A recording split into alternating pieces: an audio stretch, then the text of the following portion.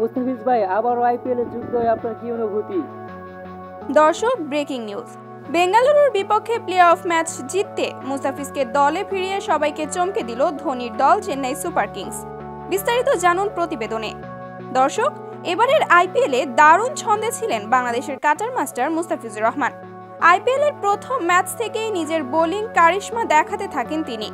Chennai super Kings আইপিএলে নিজেদের প্রথম ম্যাচে বেঙ্গালুরুর বিপক্ষে মাঠে নামে। এই ম্যাচে ৮ বল হাতে রেখে ৬ উইকেটের বিশাল জয় পায় চেন্নাই সুপার কিংস। দলের জয়ে গুরুত্বপূর্ণ অবদান রাখেন মুস্তাফিজ।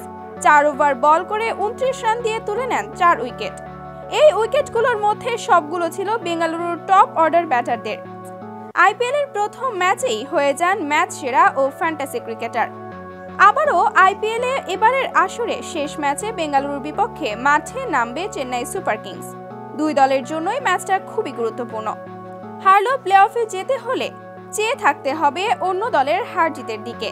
এমন গুরুত্বপূর্ণ ম্যাচের আগে মুস্তাফিজকে দলে নিয়ে চমকে দিল চেন্নাই। ক্রিকেট বিষয়ক ওয়েবসাইট ক্রিকেট বাজকে দেওয়া এক সাক্ষাৎকারে ধোনি বলেন, প্রথম ম্যাচে আমরা যেভাবে খেলায় ফিরেছিলাম তা ছিল অবিশ্বাস্য।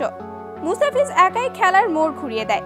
তবে এই ম্যাচে আমরা আশাবাদী সেই প্রথম ম্যাচের মতো ফিজ ভালো করবে, তাই আমরা আবারও ফিজকে দলে ফিরিয়েছি। তো দর্শক, মুস্তাফিজুর রহমান কি পারবে আবারও সেই ভয়ঙ্কর রূপে চিরচেনা ছন্দে বেঙ্গালুরুর বিপক্ষে বল হাতে অগ্নিঝরা বোলিং করে চেন্নাইকে জেতাতে? কি মনে হয় আপনাদের?